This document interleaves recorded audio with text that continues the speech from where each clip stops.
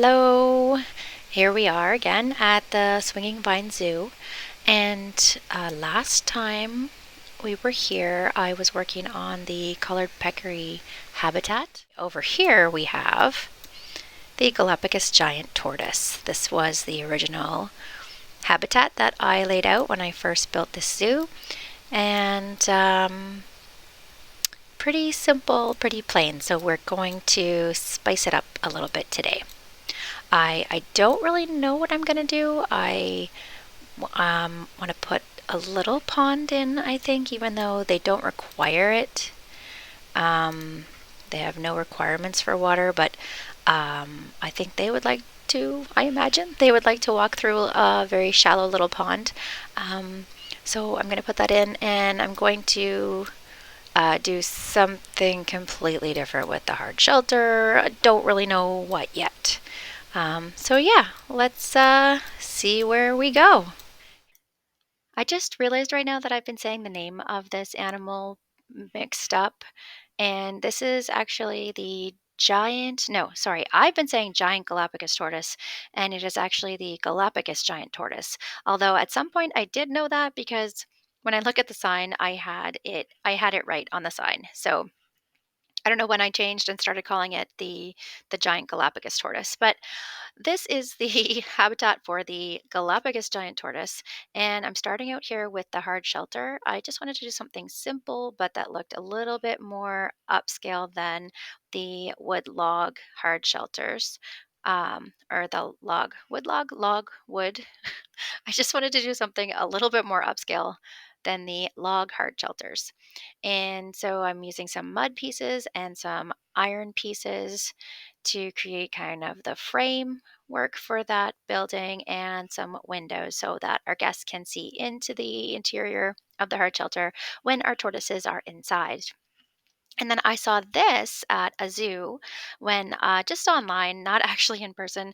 I wish I could go to more zoos in person, but there aren't that many close to where I live. So I have to depend on the internet for my for pictures of zoos. But I saw this in a zoo for a tortoise habitat, and I just thought it was really a neat way to do the perimeter because the tortoises can't get out because of their shell. The space isn't wide enough for them to actually get through, but it's totally wide open for the guests to be able to see, have a clear view of the tortoises in the habitat. So after that, I moved on to some more details on the building, the roof, and some more of these metal pieces to create some framing around the windows, which I thought really helped um, improve the look quite a bit before when the windows were just kind of lined up with the mud walls. Didn't quite look as finished. So just putting even those iron pieces or metal pieces along the bottom of the windows really made it look much more finished. And then it was back to the roof. And what am I going to do to fix this flat roof? I ended up just putting on some slanted pieces and thought that didn't look too bad, so left it just like that. And then went back later and just popped on some of those fans I had made for the colored peccary habitat.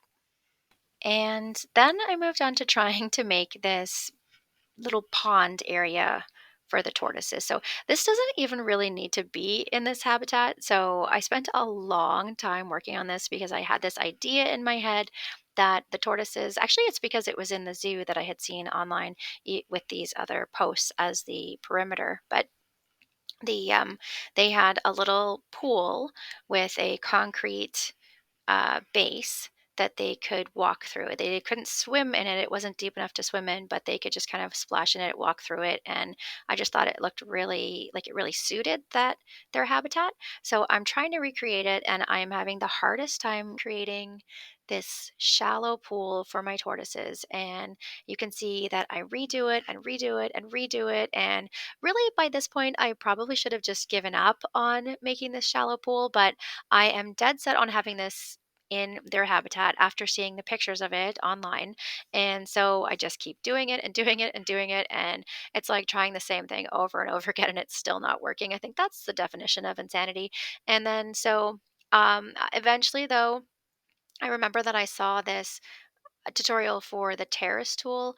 So I jump over to a wide open space to try and figure out how to use that tool. And it's really neat because, well, in the tutorial anyway, they were able to get a very shallow pool where the water came right up to the higher ground level. So, which is kind of the effect that I'm trying to go for. So I gave that a try, but that wasn't working either. So jumped back into the habitat and just went with the terrain tools, the way that I'm used to using them. Ended up creating a more of a raised area and then a sunken section in the center of it, and that seemed to work. So then I could finally get started on the concrete pieces. I just made one piece that was like the edge and the slant or slope into the pool, and then just rotated that around and just lining it up at each point. It overlaps a little bit each time, but I don't think it really shows up too much. And I just covered the outside, the perimeter of that with some sand and then add some plants to just kind of hide all those edges that are showing.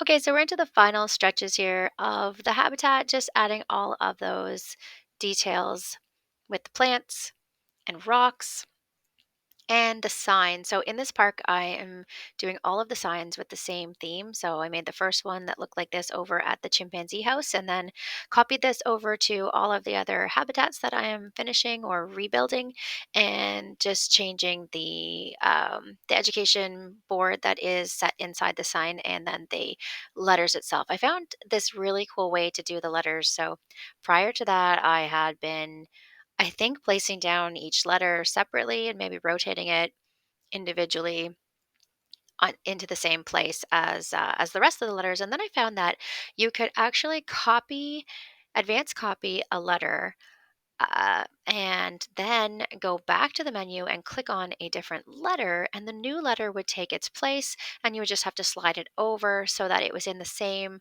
orientation and the same color as the first letter. And this was a huge, huge time saver for making these signs for each of the habitats.